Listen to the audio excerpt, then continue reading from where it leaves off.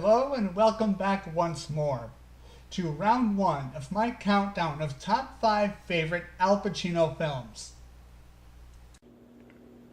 I am the Ranting Usher, and it's been a while since I've reviewed a Pacino film, because I've made some other videos in between. Before revealing my number 2 pick, I'm going to quickly recap the other movies on my countdown.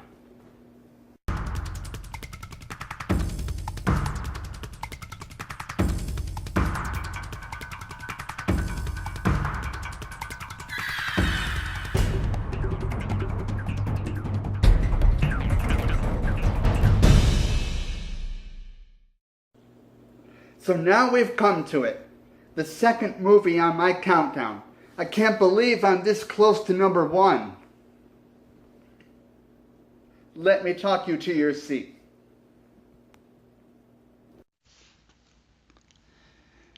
Number 2. Glengarry Glen Ross. Released in 1992 and directed by David Mamet, Glengarry Glen Ross was adapted from a play. Those types of adaptations, regardless of genre, are very risky. There are often many sacrificial editing choices that are made during the production process.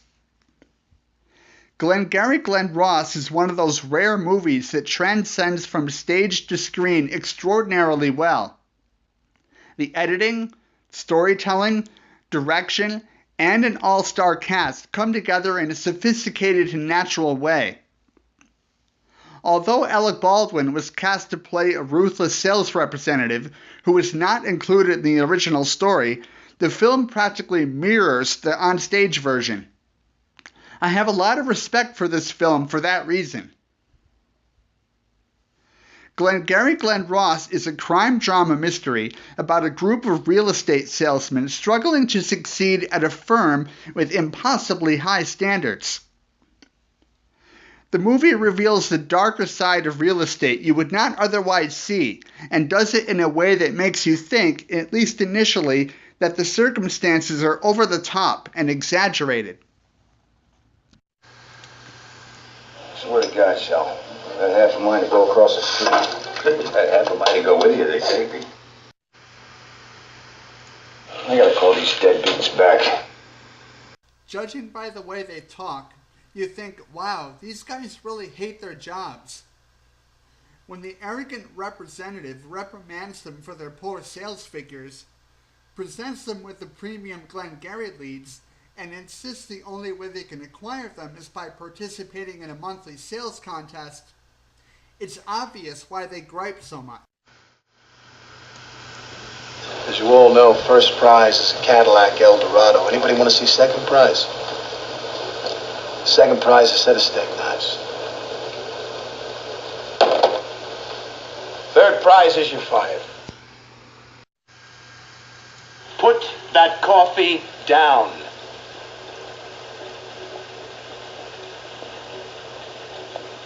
Coffee's for closers only. The more the movie unfolds, the more it hits you that whether you are into real estate or telemarketing, sales is a cutthroat industry. One of the salesmen, the hot-tempered Dave Moss, played by Ed Harris, refers to the business as medieval. I cannot think of a more perfect metaphor to describe it. Anyone who has ever worked in sales can relate to this movie. Even someone who hasn't can still watch it and sympathize with these characters.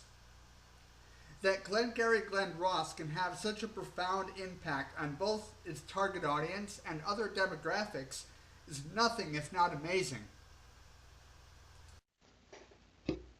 I want to talk about one of my most favorite aspects of this movie, the dialogue. Every line, even those that are vulgar, is totally realistic.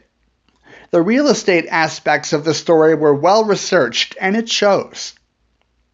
Even some of the most outlandish exchanges tie in perfectly well with the gritty tone and black humor that director David Mamet was going for.